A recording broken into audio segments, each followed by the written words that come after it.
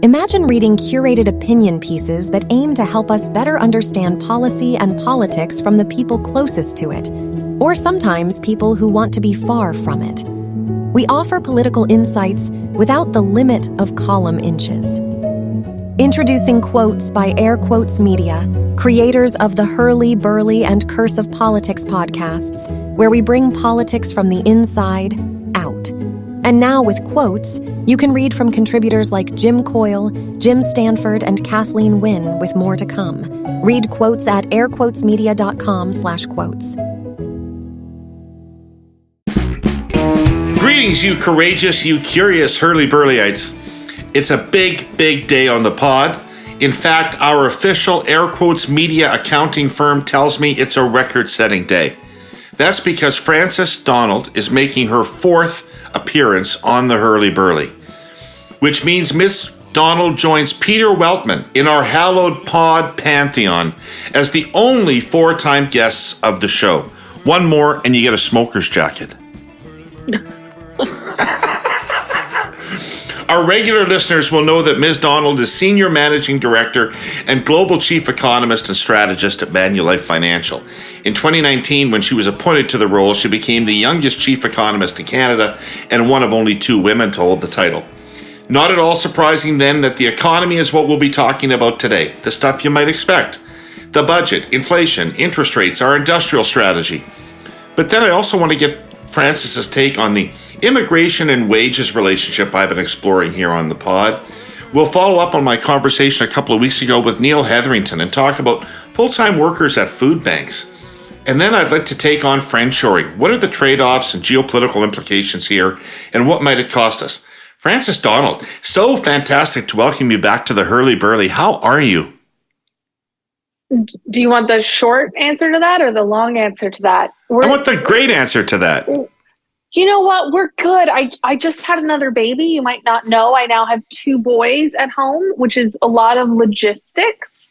But it was nice to take a moment to step back from the economy and all things, and also nice to step back into it and maybe have a bit of a fresher take on things and a little bit of a different perspective. I think it was very good to maybe take a breather. I think that was probably one of the better things I've done for my career. Cool. Listen, I need to, right off the top, I just got to ask you, these days, are you an optimist or a pessimist? I mean, I'm feeling a little blue myself, so I have to tell you, that's why I ask you. Are you feeling optimistic or pessimistic? I think we genuinely have to throw out every textbook, measuring chart, way of thinking of the world that would have traditionally created pessimistic or optimistic views. And we need to rethink the way we even approach that question. I think that or at least my career has been all about, is growth going up or down? If it's up, you're an optimist. If it's down, you're a pessimist. When really growth is changing so dramatically and quickly. Inflation is changing so dramatically and quickly that I no longer think, is this a good outcome or a bad outcome? I just think this is a very different outcome. Wow, that is a complete dodge on the optimism-pessimism question. Well, because, Dave, here's the thing. If you ask me, am I optimistic about housing? I could say, well, from one perspective, I'm optimistic because I think we'll see house prices rebound. But then from the other side of it, I think I'm pretty pessimistic about that because we haven't solved the affordability crisis for most Canadians. And we're still stuck in the psychology that buying a house is the best thing you can do. So am I optimistic or pessimistic about housing? You could say, are you optimistic or pessimistic about global trade? Well, I could say I'm optimistic in the sense that we have rethought our reliance on global supply chains. And, that means that we'll be able to maybe reshore a lot of work. And on the flip side, I'm pessimistic about that because it also means we're going to see probably higher prices and a lot of tumultuous new behaviors and really difficult decisions for a lot of companies and workers. So I take issue with the question, Dave. It seems like a simple one, but one of the things you learn as an economist is not to say this is good or bad. It's just to say this is how it is. And the problem is that we're so focused on trying to ascribe, sometimes I hear, Canada is such a great economy. Well, some things about it are great and some things about it are not bad. And that's not to dodge or be the two-handed economist. It's to be a realist that in very few situations do we actually have situations that are uniformly positive or uniformly negative. Right. Okay. I accept that from you. It's okay. So listen, not long ago there was a federal budget. Most people have forgotten about it, but you and I have not forgotten about it. What are your lingering thoughts about it? Well, don't put words in my mouth, Dave. I pretty much have forgotten about it. So let me say this was the very first year that I did not myself cover the budget. I had a wonderful economist on my team, Dominic Lapointe. He was in Ottawa. He did the write-ups, and he fed me all the information. And there's something, as I said, that really powerful about taking a step back and not being the one in the weeds that ran the charts. So the first thing I did when the budget came out is I looked for the market reaction. And yes, sometimes that's the wrong thing to do. I mean, this is a budget that has real impact on a lot of people. It's not that it's significant or insignificant based on the market reaction. But we saw effectively no market reaction in the currency and bond markets following that budget.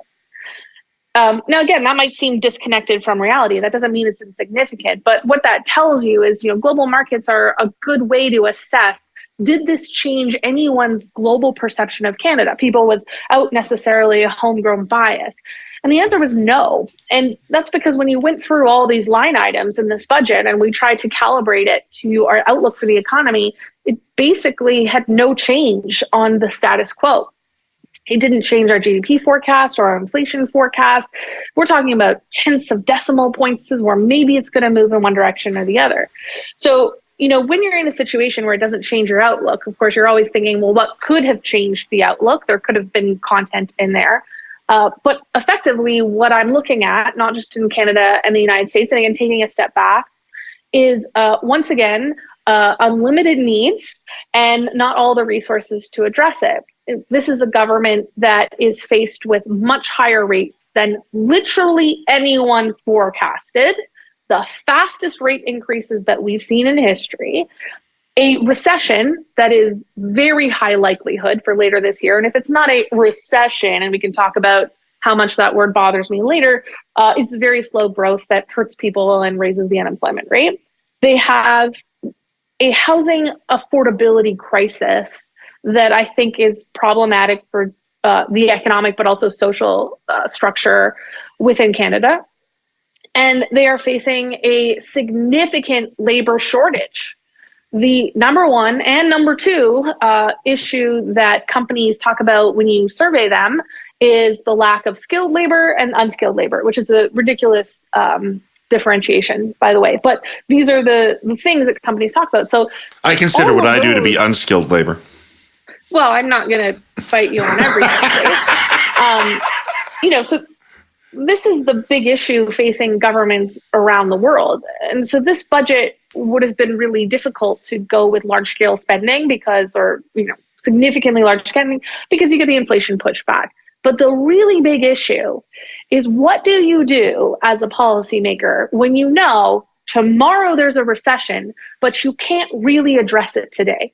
Now, not just federal governments, but provincial governments, the Bank of Canada are all in this very difficult situation, which is every single leading indicator tells us a global recession, especially in the United States, very probably in Canada, is coming before the end of 2023, but it's not quite here yet. And at the exact same time, we have surges in people asking for work. I mean, Dave, how many places are you going where there's just not enough workers? We see this every single place that we're at.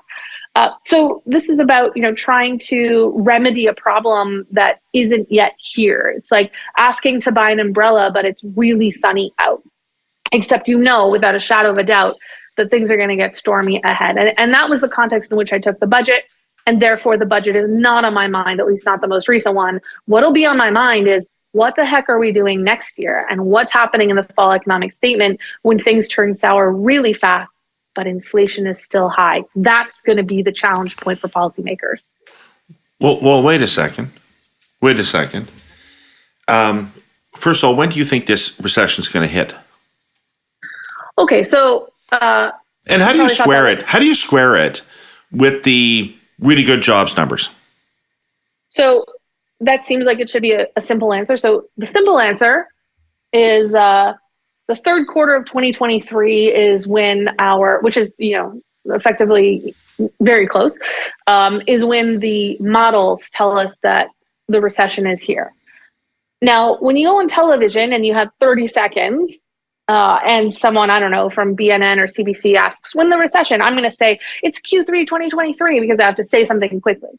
But in this forum, Dave, we can opine a little bit more. And the truth is no economist ever has a point forecast being when you say, this is the most likely outcome, and then doesn't assess the other possibilities. So the Bank of Canada, for example, does not have a formal recession, although I don't think they would put one in even if they did see it. That just has small growth, right? So very, very weak growth. There is a scenario ahead where we don't hit the big R word, 2 quarters of negative growth, or however you want to define it, but that most Canadians feel like they're in a recession. In fact, a lot of Canadians today will feel like they're in a recession. How many parties do you go to parties? How many parties are you going to where people say, are we in a recession? We've got Cardi B in the United States tweeting about how she called the recession. She might be the best leading indicator out there all of a sudden. So, sentiment around the economy. Sentiment around the economy is really important. So how do we square that with a really strong job growth? There's a couple things happening. First of all, this is the most common question I get, by the way, Dave, which is how could we possibly be going into a recession when if you want a job, you can get one in half a second and wages are growing? Sorry to bore you with a easy question. No, it's not an easy question. It's the most common question and the hardest question all at the same time, right? So the issue is that historically, first and foremost, if you look at all the economic data that exists, we tend to classify it into 3 categories. The first category is leading indicators. These are things that break first. Things that break first include the yield curve or credit activity. Those tends to be the first things that break, and they tend to tell us that things are going to get bad down the road. Then we have coincident indicators. Coincident indicators are things happening right now. So coincident indicator would be I am talking to the Herle Burly podcast in this very moment. It doesn't tell me anything about the future, but it talks about my current state. And then we have lagging indicators. Lagging tell us, they may seem like they're about what's happening now, but they tell us what's in the past. The job market has always been one of the most lagging indicators. It is the last thing in an economy to break. And when it breaks, it tends to break very, very quickly. So we don't even see, once you're halfway through a recession, we're still seeing job losses rise in that type of period. It doesn't move first, it moves last. And therefore, as we head into recessions, we tend to see some of the strongest job markets through the entire economic cycle. So this is not atypical for us to see this. However, there is one thing that's atypical: the extent of the labor shortages that currently exist.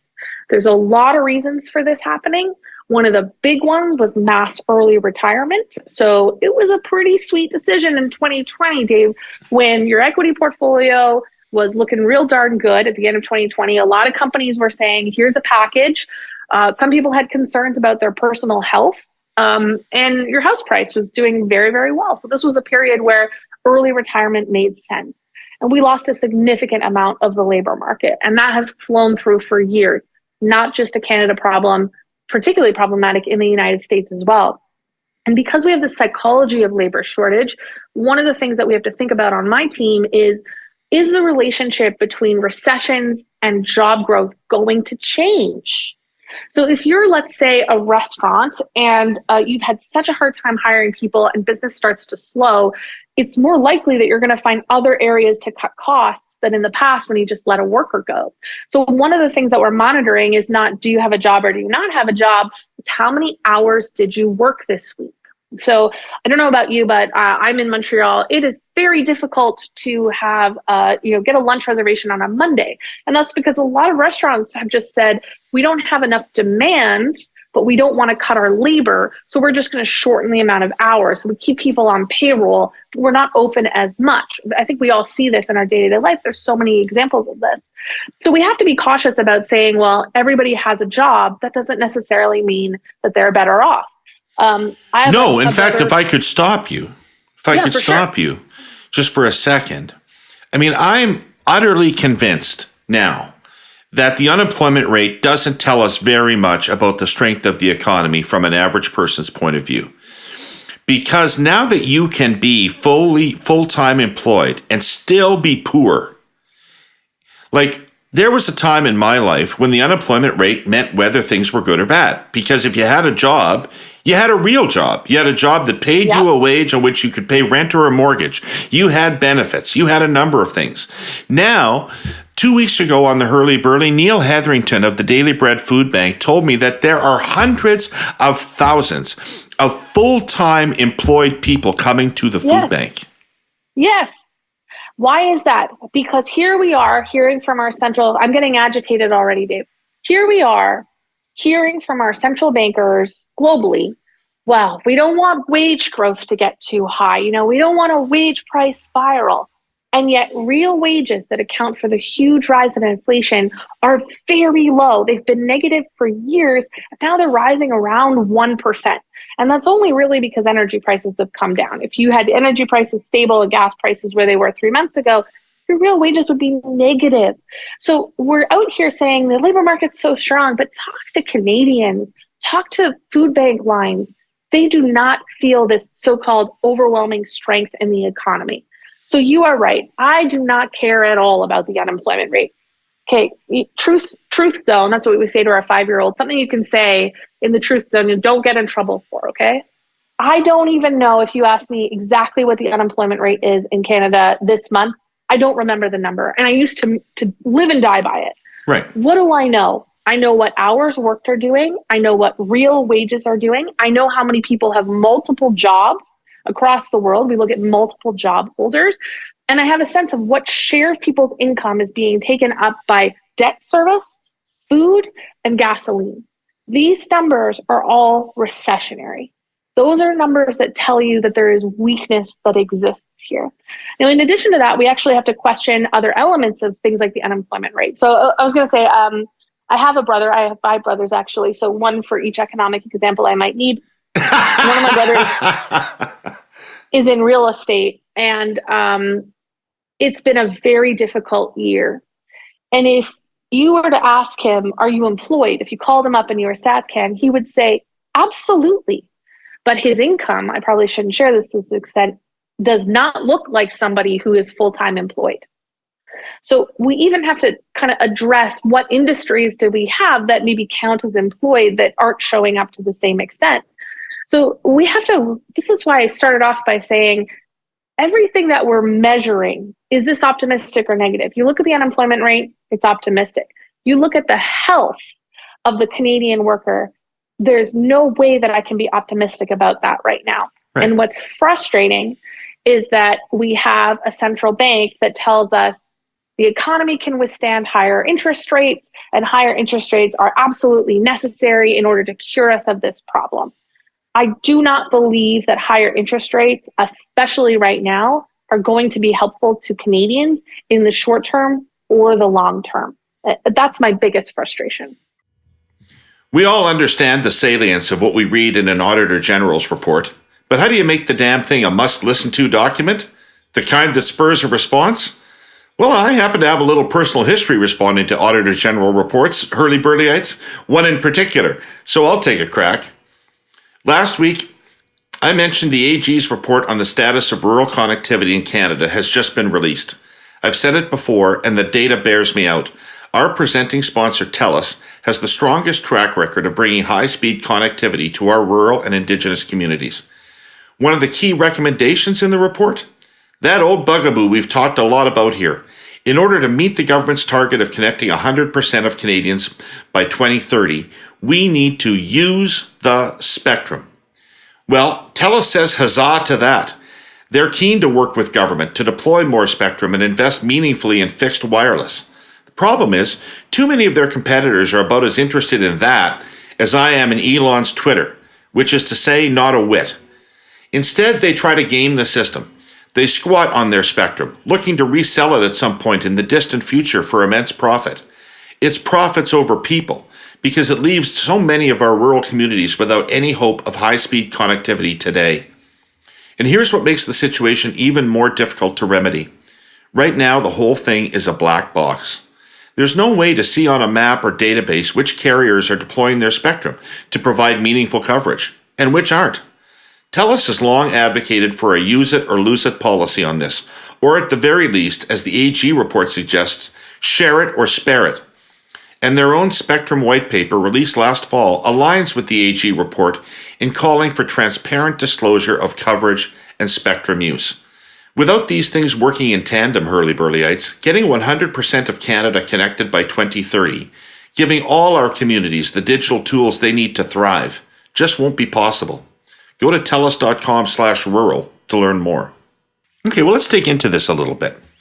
So, I have some context in my head, and I'm getting a little confused about the bank. So, they are legislatively mandated to keep inflation in a range between 1% and 3%. Am I correct? Yes, correct. Okay. So, now they say 3% isn't going to be good enough. They want to get inflation down to the mid-band of that range, 2%. Yeah. When did that become a target? I mean, 1% to 3%, that is the fight that cost John Crow his job as the head of the Bank of Canada, because he insisted on price stability. He wanted zero inflation.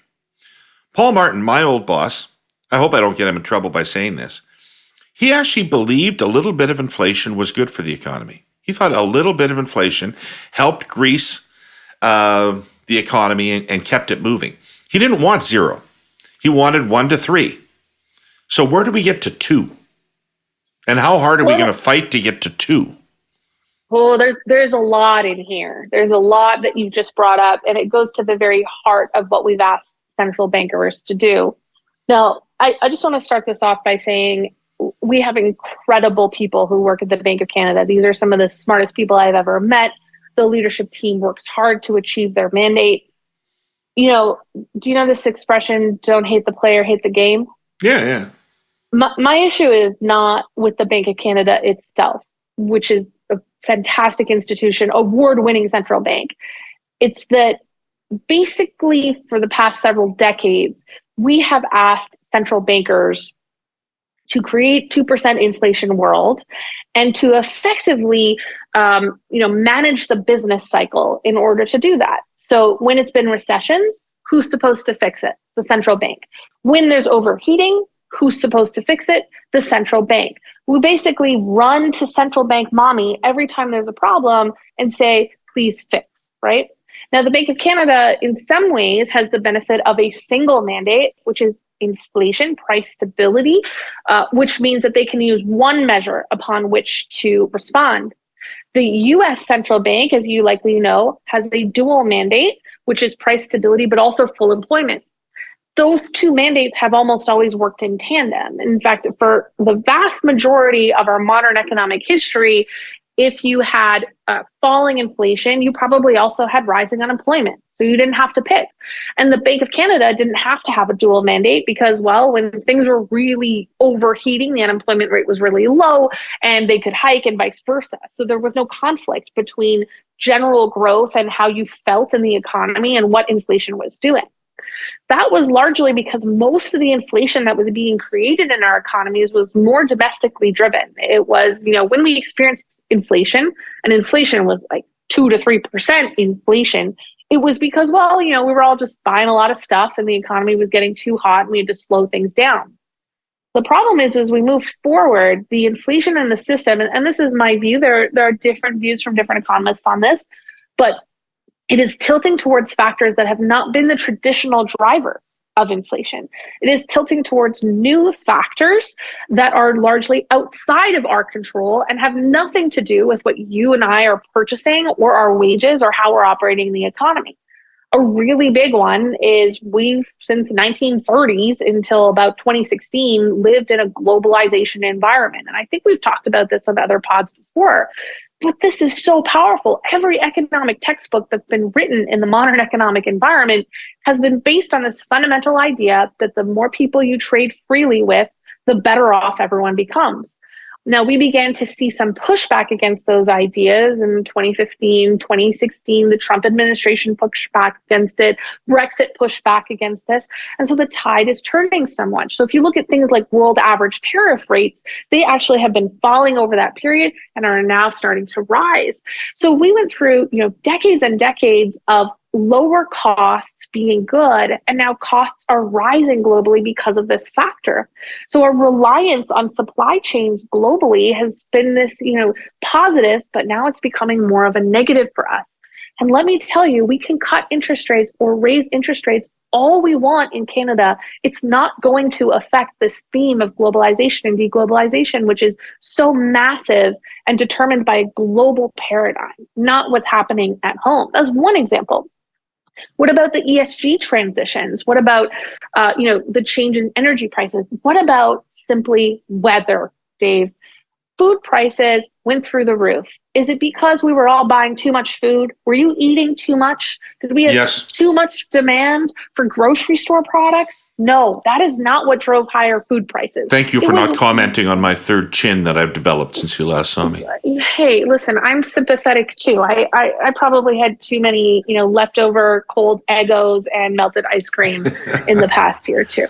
So, it's not because we were all eating too much food that food prices started to rise. We had massive droughts, and there's a conflict in Eastern Europe that has led to, massive increase in food prices. You're going to hike interest rates and solve weather patterns. It's not going to work. So that's not to say the poor Bank of Canada is sitting there saying, well, it's our job to bring down inflation. The only thing they could really do is bring down inflation in the areas that they have control over really harshly, so that the areas they don't have control over, if they'll stay high, you average out to about 2%. But if you're a central banker right now, you got to question, is the cure worse than what is the expression? Help me out here. Is the cure worse than the disease? But what's the difference between 3 and 2? Not much. Right. And so why would they care? This is the point.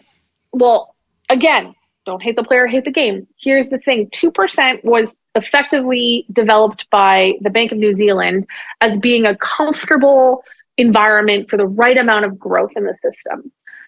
But central bankers now have to be questioning, is this, if we have to smack down and create harsh recessions in order to come to 2% inflation, because new inflationary pressures are putting upside pressure, is that worth it?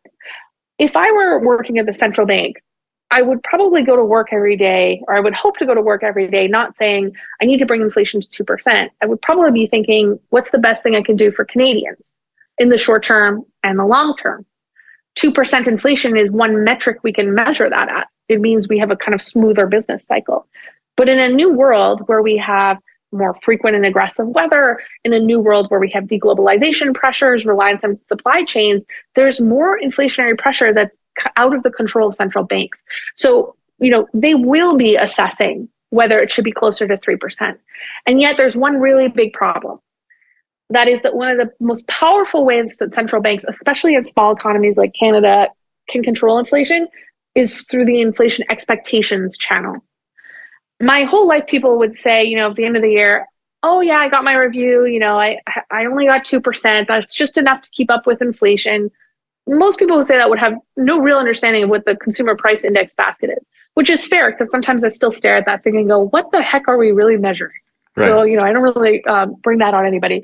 So, this concept of 2% inflation was so ingrained in our psyche that when you enter a scenario a little bit like we've been in the last 2 years, where people anticipate prices just get higher and higher and higher over time, then you can run into some challenges. Then you can run into overheating. So if you are going to transfer to a higher inflation target, you can't do it suddenly. And you have to do it in a way where people really feel like inflation is under control. So this is not the time to be, the house is still on fire with inflation. So it's not the time to be thinking about, should we be getting new, different, powerful hoses? We can get to that afterwards to put the fire out. We have to be focused on the immediate problem. But I would be shocked if the halls within global central banks are not very loud with discussions around, is 2% a thing of the past, or at least is 2% a thing of the 1990s to 2020. I saw one of those brown cardboard Amazon boxes sitting on somebody's porch the other day, and it got me to thinking. Doorstep delivery is something we now take for granted, without giving much thought to what lies behind it. We've become used to pressing send and expecting the brown cardboard box to appear out of thin air. Well, the fact is that a long, efficient, well-oiled supply chain lies behind that cardboard box. The courier that delivered it is just the last link. It emerged from a distribution and shipping system so impressively integrated, it can swing into action and work overnight, often dropping the box on your doorstep the next day. But follow any box, any delivery, back far enough, and you'll probably find it journeyed on a train as cargo. If it was manufactured abroad, it likely came to Canada on a ship and was then transferred to a train. If it was made in Canada, it went from the factory by truck to a train. If the merchandise in your cardboard box is food, say something made of grain, it originally traveled vast distances in a hopper car. If you've got it, chances are a train brought it. All of which is to say that the reliability of your doorstep delivery and its competitive price rely in large part on smooth, efficient cargo transport by rail. Our sponsor, CN, is deeply invested in keeping that supply chain humming, but it is concerned about the federal government's plan to impose something called extended interswitching. As I said here last week, that plan would force railways to deliver cargo to each other, back and forth, perhaps multiple times, from origin to delivery. It would, without question, delay cargo and certainly increase costs, and costs are inevitably passed along to consumers. The government says extended interswitching will make supply chains faster and more resilient. In fact, it will do neither, but it will almost certainly have an effect on the time it takes for that cardboard box to arrive and on its price. If extended interswitching goes ahead, you may not like the result. Can you just explain one thing to me? When they talk about inflation, they say mostly it's coming down, except in two areas. One is food, and you've talked about food. But the other they talk about is services. What does that mean? What is in that basket? What's why is inflation services running hot? Yeah, well, part of it is because we're using it. And this is the area that is more domestically centered. So this is what central banks are focusing on, and they should to a certain extent. So when we talk about most things in the economy, we like to divide it into two segments. The first is goods. I've always said, actually, I think it might be Stephen Poloz, the prior Bank of Canada governor, who said this. So I'm going to borrow it from him. A good is something you drop on your foot that hurts. So, tangible items. And then services is effectively everything else. So restaurants, retail, recreation, accommodations, like anything that we go and we enjoy ourselves with, and services that we use. Haircuts, funeral services, pets, when you go to the groomer for your pet, medical services. I could go on. I could send you the list if you want. Okay. But this is kind of the general area of it.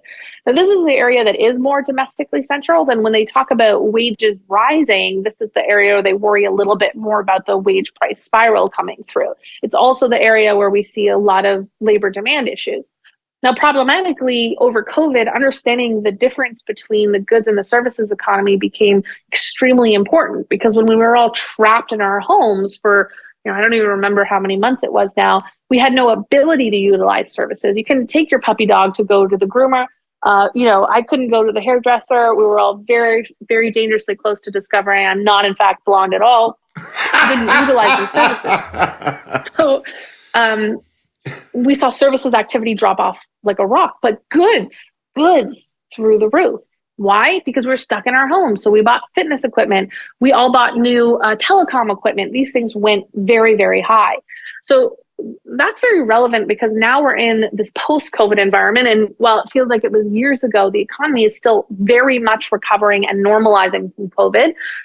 What are we seeing? I don't want to be at home anymore. There's a bunch of screaming children and a loud bulldog. And you know what? I love my husband very much, but it's okay for us to take a couple hours apart during the day, have something to talk about. That's not wrong, right? So I'm getting in my car. I'm going downtown. I think I'm going to grab a coffee. I'm starting to use the services more. And I've got about 3 pieces of fitness equipment I bought over COVID that I'm trying to get rid of on Garage Facebook sale. Marketplace. Garage sale. Yeah. I'm not buying any more telecom equipment because we already have 6 monitors at home, 4 webcams, and just about anything you could use. So what we're witnessing in this economy now is that the goods economy has fallen off very sharply. And we actually see deflation in this. Like I don't know what your situation is. If you want to get some patio furniture right now, Dave, some pretty dosh darn good sales. You're not seeing inflation happening in those spaces. But if you are still interested in services, you want to get a restaurant reservation, you want to go on a trip, the pent-up demand in those areas is still fueling the services economy. So of course it makes sense that the services inflation is lagging behind and still rising because our economy has not come out the other side of COVID yet. We are still normalizing. We still have people who haven't had their vacation in a few years. Return to office is only now starting to stabilize. So it's been ramping up. Now we're getting back to 2-3 days in the office or more if you're in financial services. So this idea that it's all behind us, I think, is factually inaccurate. And once again, I come back to the idea that if you're using the traditional metrics, the economy looks some way. If you recognize that we're still in a heavily distorted economy, it makes sense to us that services are still looking very hot. Okay. So, hey, I want to come back to the budget, which we blew past because we got into this super interesting conversation about inflation and interest rates. But I am interested in that your reaction was about what wasn't there and what didn't happen. And I'm interested that you did not glom onto the large financial centerpiece of the budget being the industrial strategy of clean energy tax cuts on top of what looked to be multi-billion-dollar direct incentives for companies to come and develop in Canada, as we've seen with Volkswagen. This seemed to me substantively to be the heart of the budget. And what do you think of that? It's critical. So there are some larger issues at play in Canada. There's a few, but 2 of them that I think about a lot is that in 2014, about 33% of our business investment went to oil and gas. So 1 out of every 3 business dollars went to that sector. And now in 2023, it's about 13%. That's actually a very short period of time to see such a significant drop in business investment.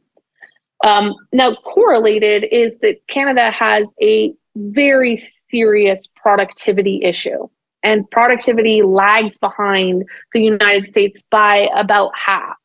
Why is that? Well, we don't really know for sure. There's a couple reasons why. I mean, when we branch plant economy, isn't it? Can you say that again? Isn't it because we have a branch plant economy? I just wanted to hear you say it twice. It could be. It could be because we experience substantial brain drain in Canada. We see very highly educated Canadians and non-Canadians leave. It could be because energy is actually a very productive sector. That could be another reason why that's occurring. It could be because we don't have the right kind of business investment. There's all sorts of reasons, and there are some very good Canadian economists that have tried to explore this.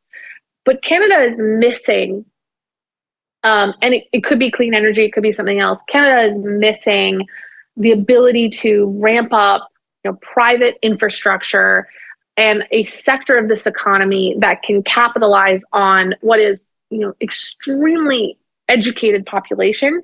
So economists say that Canada has very high human capital, which, as I say, it sounds like a very psychotic way of saying we're all just pretty smart.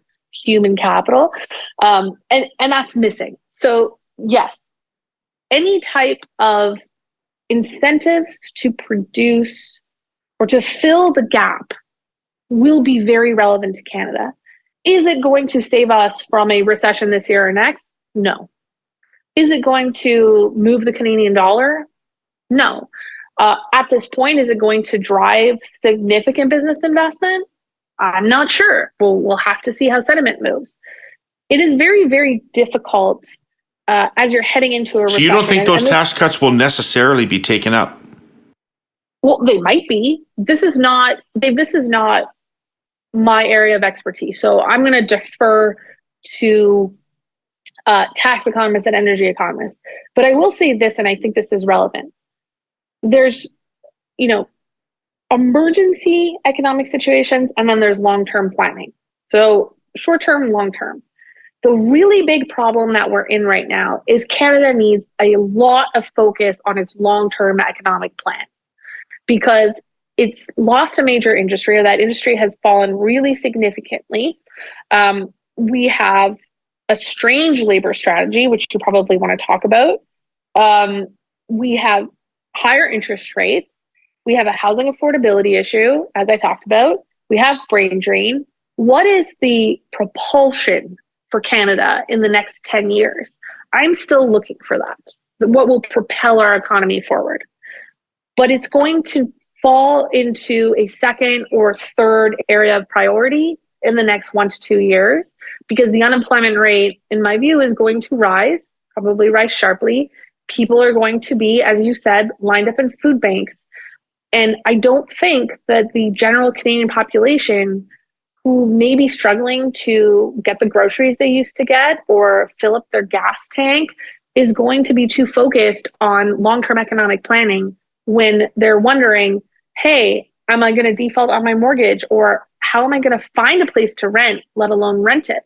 There's some urgency in this economy that isn't addressed by those policies that you're discussing, even if those policies are good things.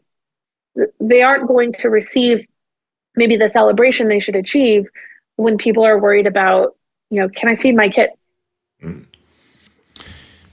It's not often that you find labor and industry coming together, but that's the case for our sponsor Uber and their collaboration with the United Food and Commercial Workers of Canada.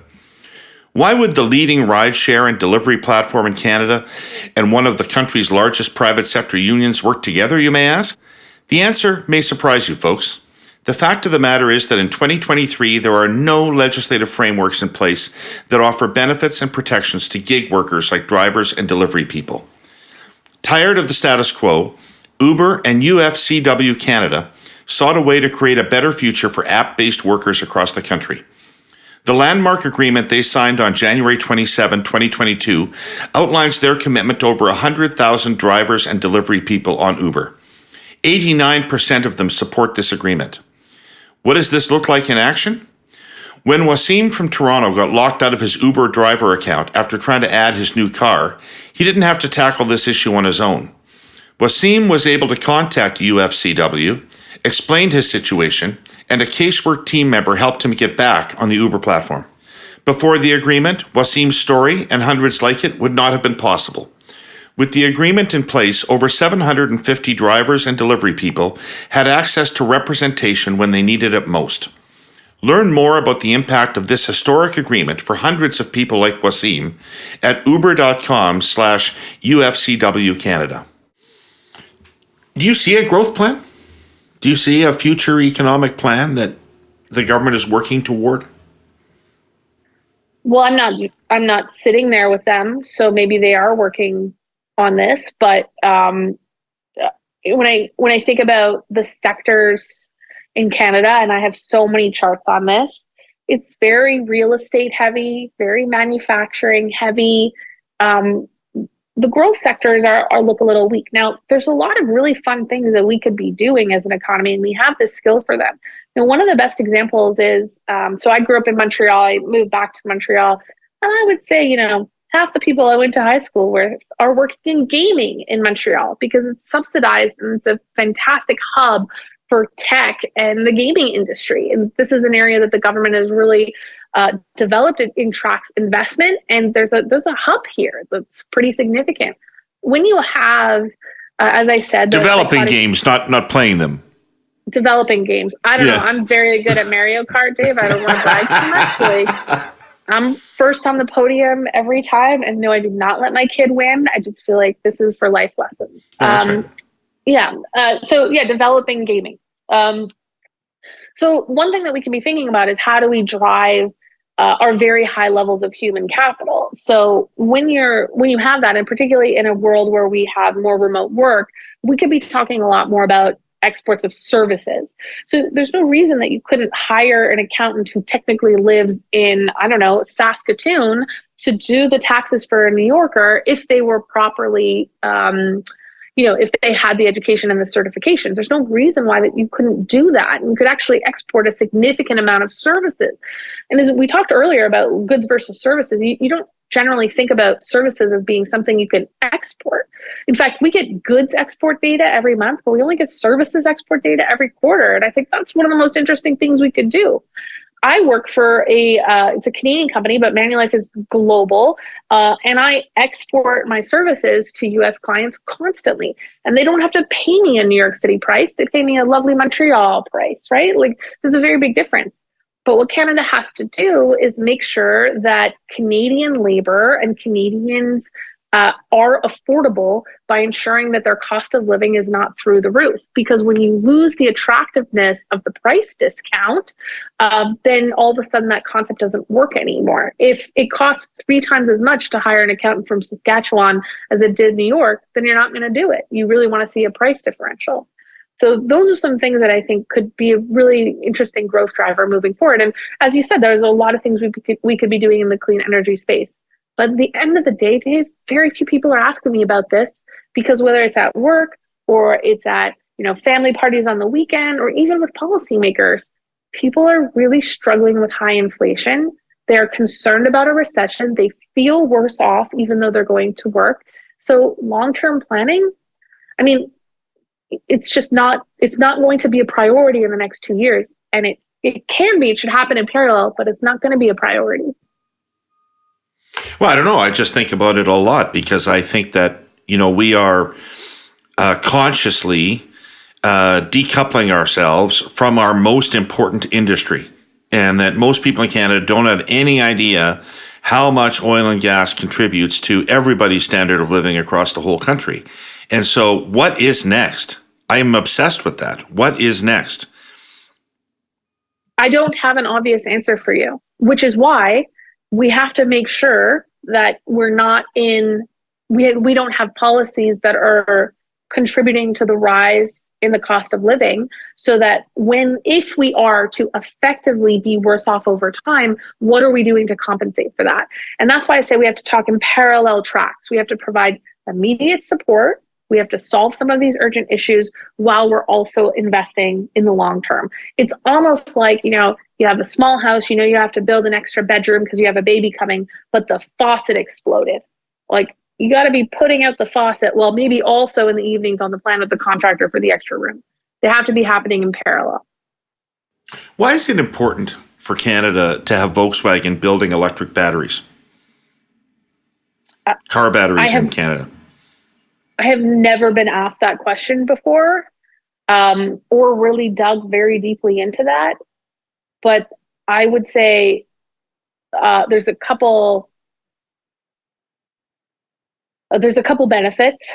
One is any business dollar that we can get into Canada is critical. We have relied excessively on our consumer to drive growth, who has predominantly done so by leveraging significantly. To give you an example, $14 out of every $100 that a Canadian brings home goes towards paying their debt. In the United States, it's $9.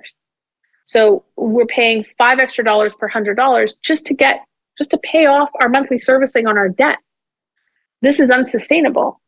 So any incremental dollars that we can bring into Canada that takes some of the pressure off of that consumer who is struggling much more is going to be positive.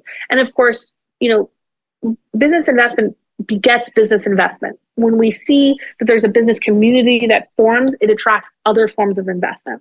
Now, there's another thing that's happening at the same time, Dave, which is that, as I said earlier, we have gone from this environment of globalization where you just traded with the lowest cost partner, no matter where they were, you made it work. And sometimes you had dual supply chains.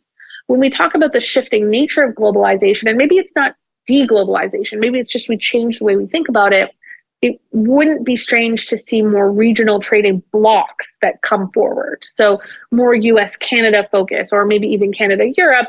We may see Asia trading within itself a little bit more in this type of new regional trading block type of environment. So, fostering those relationships that help keep your regional trading block strong is probably a positive. But what is that? What does this whole friendshoring thing really mean? I mean, are they going to pull manufacturing out of places like China? Am I going to start buying German or Italian flat screens? Well, if you wanted to, Dave, you could. No, I don't think of it that strongly. Look, before COVID, we had survey data, even before COVID, that said, a third of American companies were thinking about bringing domestic activity more at home.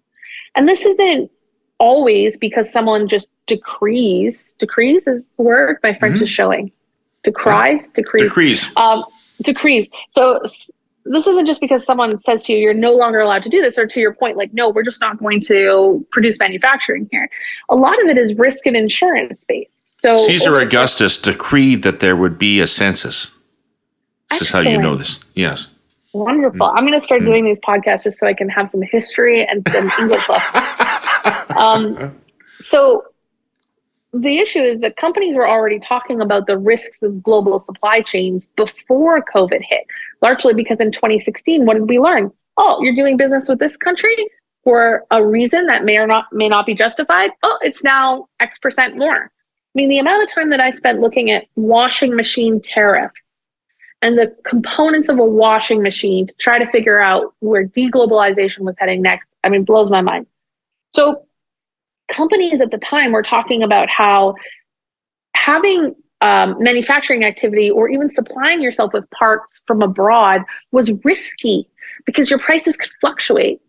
Then they get hit with the second globalization or deglobalization shock, which is COVID, and discover very quickly that actually your whole access to one critical part within whatever you're making could get shut off in a moment. And this got compounded because, China particularly didn't just close for 2 weeks and then reopen. In fact, they're only now, it's years later, starting to reopen activity. And if you operate a business, it's not insane to you to think, well, what if we got hit with another pandemic? What if we have a move towards more tariffs? There's risks associated with the global chain. So you're a producer or a manufacturer, you suddenly start thinking, I'm going to start domestically sourcing my parts, and it costs me more, but it's a type of insurance. It means that I won't see the same sort of disruption that I would when using global chains, and therefore I don't have as much uncertainty in my production schedule, uncertainty in the costs. I can absorb that, especially when you're in an environment of rising inflation. There is more and more research coming out now that says, in a period of rising inflation, you have the ability to make these structural shifts because the consumer is already absorbing more costs. It's not like one single company started raising the costs of food.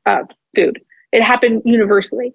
So this is kind of how these trends happen. They don't happen in one day. They happen because businesses are just trying to make the best decision for them. And with these new paradigms, these new factors that didn't exist before 2016, they may make different choices. But but you didn't mention the geopolitical aspect of it. And Yellen and Freeland seem to be making the case that we need to pull our supply chains away from people who are not militarily allied with us because they can't be trusted, because we're heading back into a bipolar or multipolar world, and we need to know that we can trust the places we get our that we have our supply chains in, because these people could cut us off, or we can't be hostage to these countries. So again, how's that going to work? Just think about you're a business owner. You see a headline like that, or you're listening to this podcast. Maybe you hadn't seen the headline, and you're trying to figure out, are you going to pay X% more to maybe pay someone locally or to do it abroad? The possibility of disruption, for whatever reason that you list, Dave, is so much higher than it was a few years ago that your decision-making function must change. So it doesn't even really, of course it will matter, and there will be many economists who write very good papers on what that means, and even the specific environment that you're talking about, of course, is relevant. but just go back to the single economic agent and what choices they make with that information. And you will naturally see, I strongly suspect, an urge. Now, even just, since COVID, I find myself, I had to buy a new mattress for my son, and I was so worried about how long it getting stuck somewhere. Will it go through customs? Like, how long is it going to take to get this? It could be 6 weeks. So I looked around for Canadian made, and then I was even worried about that one. So I'm in Montreal. I found a mattress that's made in Saint, which is, 45 minutes from here. And I thought, there's no way that gets stuck in transit. This is the one I'm going to purchase.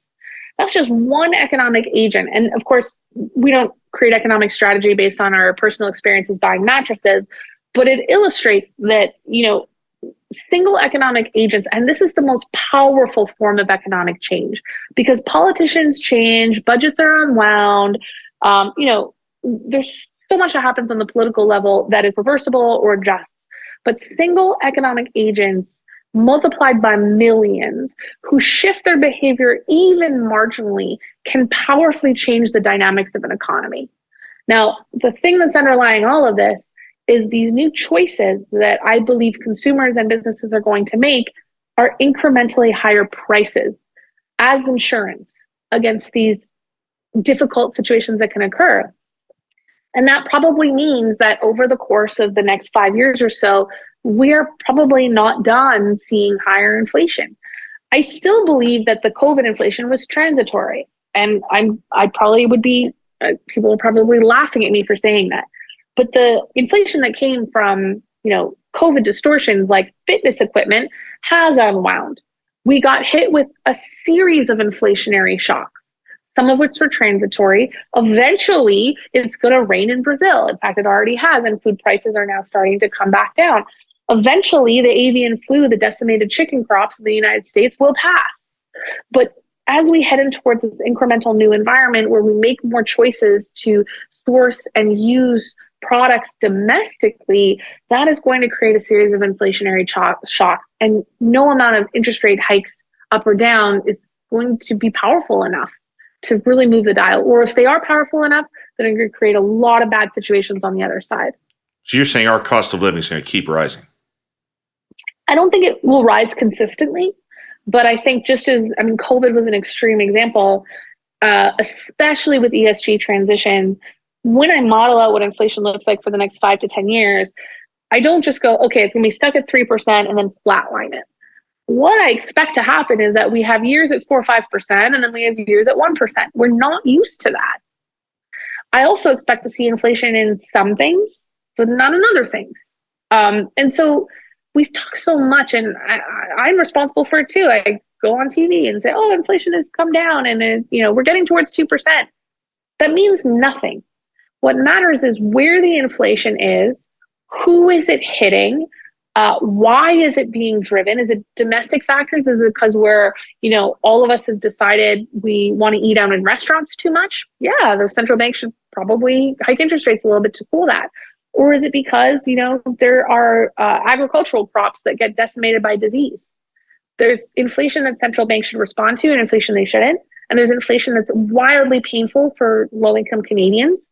And there's inflation that's not. When, it was extraordinarily expensive to have a pool put in the middle of COVID because everyone wanted one. Well, you know what? If you couldn't get a pool put in, you survived. But when food prices are rising 10% year over year persistently, that hits a wide swath. So these are just some examples of why 2% inflation from a policy perspective may be important, but from a practical perspective is almost irrelevant. Right. Cool. All right, Francis, before I let you go, I got one more question for you. And it's been on my mind a lot lately, and I certainly pressured the immigration minister when I had him on this show last week about this subject. So the federal government has raised immigration levels targets to their highest level ever, around 500,000 people a year. In addition to that, there's somewhere between 500,000 and 1 million temporary foreign workers that come into Canada every year. If there's one thing around which there is a consensus among politicians, economists, business people, it's that immigration is good for the Canadian economy. And the more immigration we can have, the better it is for the Canadian economy. And I want you to tell me why that is. And in particular, since we know, and we've been discussing throughout this whole show, how there is not one economy, that there's that different people experience the economy differently. Who is it good for and who is it not good for? I mean, this is a huge topic, Dave. The best stuff I've seen written on this is actually Desjardins Economics. They've got, with Jimmy Jean, he's leading a lot of really great work there, and Randall Bartlett too. I mean, here's the simplistic way to think about it. I have used this example for years. I even put it in a poorly received TED Talk that I did, probably because I chose to talk about GDP growth, which in retrospect, it's a great topic for a TED Talk. The way that we can think about growth, which in theory should benefit everybody, right? But in theory, is I like to think about growth like a McDonald's, and the GDP of the McDonald's is the number of hamburgers it produces.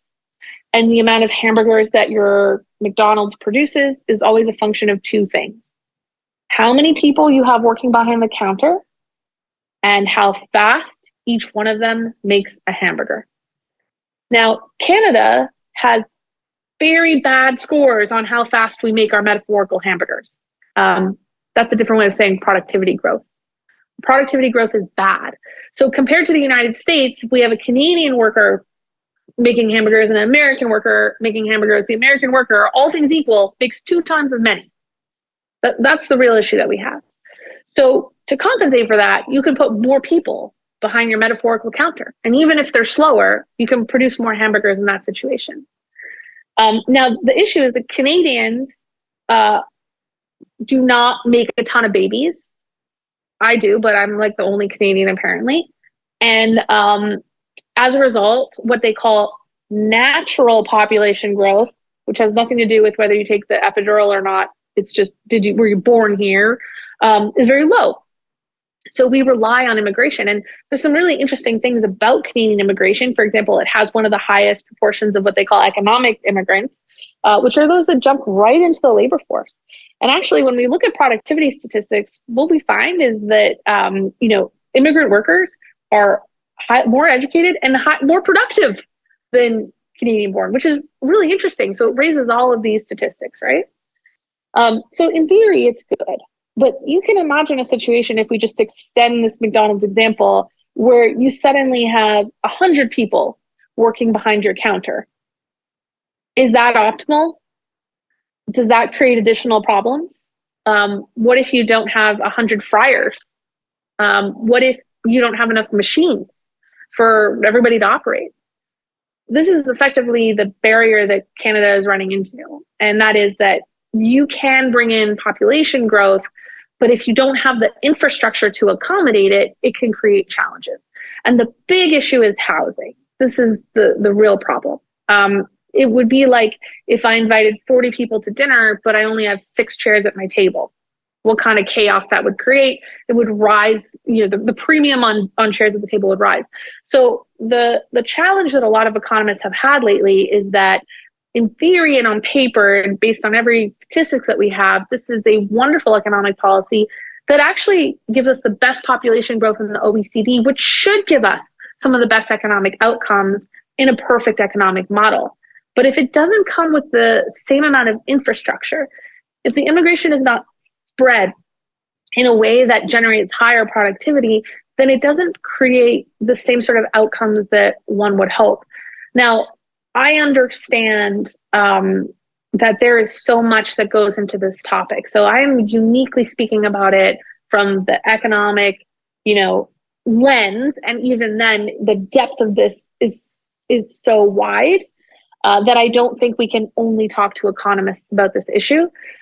But I think you will find some pretty sizable consensus among economists, which, believe it or not, does not occur too often, that immigration can be a powerful economic force when matched with infrastructure. If you don't match it with the infrastructure, then you don't get the desired outcomes. Okay, but there's a specific aspect to this that I do want your economist angle on, which is the only thing I really learned about economics, supply and demand, okay? So one of the insights that got Trudeau elected in the first place was the fact that the middle class hadn't had a raise in 30 or 40 years. That for the last 30 years, all of the growth in the economy had gone to the upper income earners, the top 10%, maybe even higher, and that most people were not sharing in the economic growth of the country. Mm-hmm. So now we have a situation where there's a labor shortage. So this is theoretically, according to supply and demand, a chance for labor to finally, after 30 years, bid its prices up and gain a greater share of the prosperity of the country. And then government says, oh, no, you don't. And it puts its finger on the scale and it lets 1 million people into the country. How is that not suppressing the wages of low-income Canadians? On balance, I understand that your perspective on there. And yes, basic supply and demand would tell you that you're not seeing the same amount of wage growth that you would see if we did not have the immigration coming through. But the shortage of labor is so large that I don't think it's as problematic. And the reason for that is because what really concerns me for wage growth in the middle class is not immigration. It's unnecessarily higher interest rates driven by the Bank of Canada. Because we have wage growth now that we're being told is too much. Yeah, but that is it? But is it, Dave? Because if you think of things in price level, when I look at wage growth, I see wages that are not keeping up with inflation and that are catching up on decades of insufficient wage growth. So I understand that the textbook tells me, oh, you don't want to see a wage spiral. You don't want wages to go up and then everyone's spending that money. But in a stagflationary environment like we're in now, I don't know why another way I could think about this is for most of my career, wage growth was very low. And central bankers like Janet Yellen, when she was a central banker, now she's on the other side of it. When she was a central banker, she was obsessed with wage growth being too low. And we would look at wage data coming in like in 2015 and look for a decimal point rise in wages and celebrate that as a win. Now, wages have gone up very quickly and it is symbolic of economic adjustments that are occurring. But the idea that wage growth at this level is bad and needs to be reduced via higher interest rates, to me, is very strange. Now, you could make the case that if we saw, let's say you didn't have, we'll do a thought experiment, okay? Now, again, I just want to put this caveat. I'm going to do this thought experiment using simple economics. I'm not going to talk about all the other factors that go into decisions about immigration targets, social, for example. Those are important. They're not part of my thought experiment right now. So in an environment where you don't bring in 1 million people, the labor shortage is so pronounced that you might end up with wage growth that becomes excessive. And in excessive wage growth, you would see a Bank of Canada that hikes rates and puts us in a very severe recession in order to avoid it. So in some ways, you might think that these higher immigration, which I think brings some serious problems into housing prices, is maybe creating more of a soft landing than we would have seen in an alternate scenario where the labor shortage is much larger. And that's if you want to do a real simple labor supply or supply and demand. But the issue is no real economy operates like that. Like when I tell people I'm an economist and the first thing they say to me is, economists make a lot of assumptions. Like, yeah, I'm aware of the problems with economics.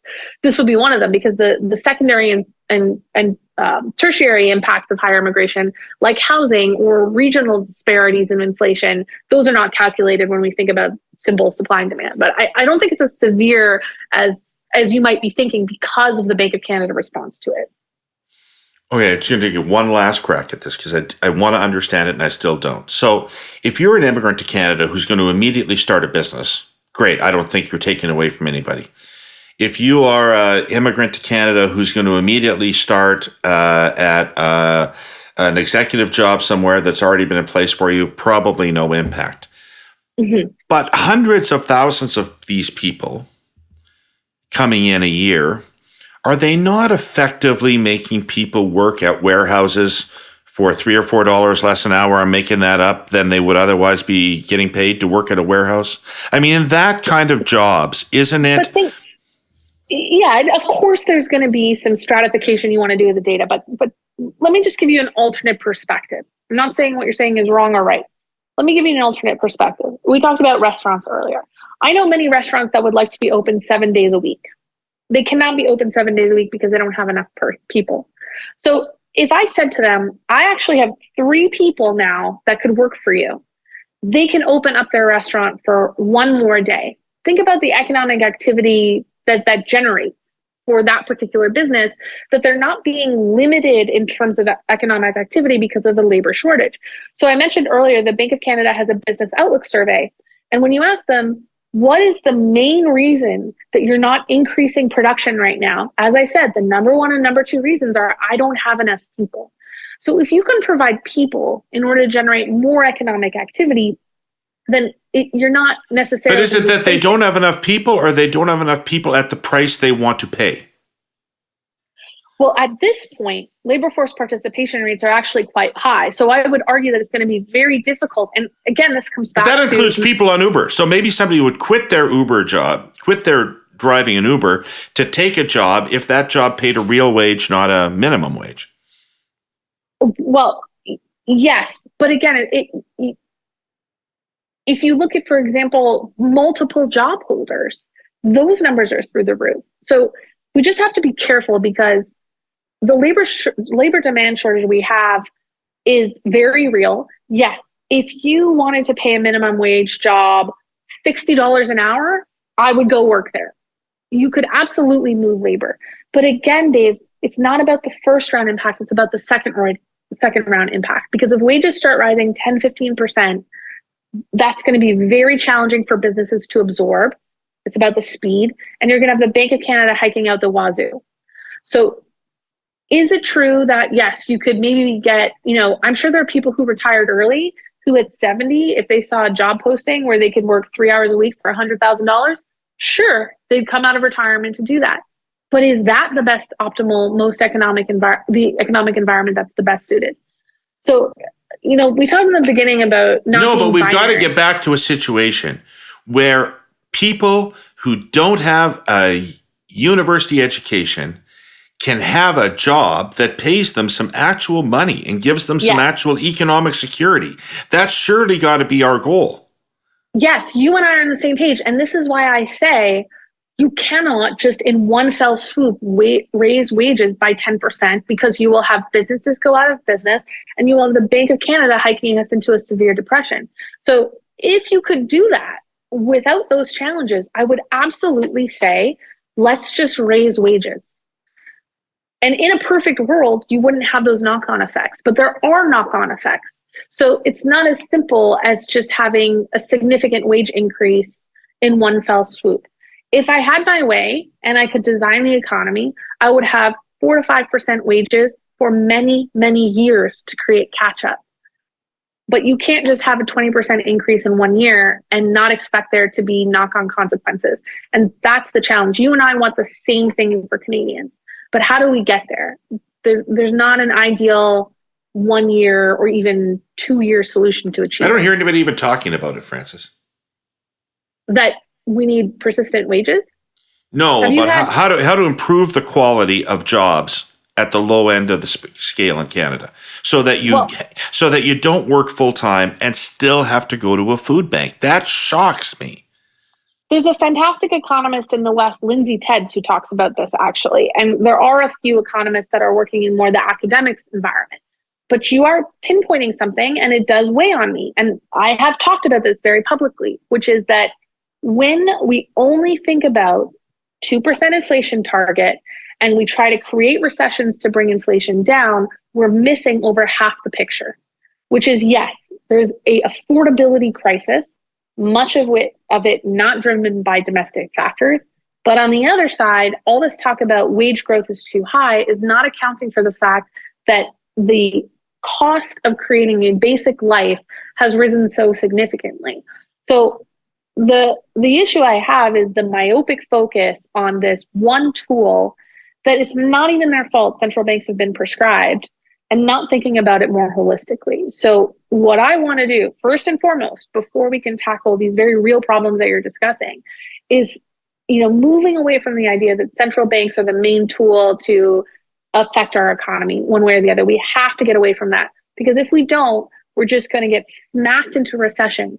Recessions don't increase wages. They don't help people's standard of living. So we have to create more of an environment where we see a steady improvement over time, and that we take away the pressure from the Bank of Canada to be so extraordinarily focused on a single number. Awesome. Thank you. It took you an hour, by the way, but you did answer my question. You're pessimistic. We didn't talk about all the things I'm happy about. Frances, thank you so much for coming back on the show and giving me an hour. I just love talking with you about economics. It's a lot of fun, and I learned so much. Thanks for asking the right questions. I appreciate it. All right. I'd like to thank our presenting sponsor, TELUS, and our sponsors, CN and Uber Canada, and everybody who watched or listened, and most importantly, Frances Donald, a wealth of information, insight, and good humor. Thanks. We'll be back next week with more of the Herle Burly. Till then, take care of yourself.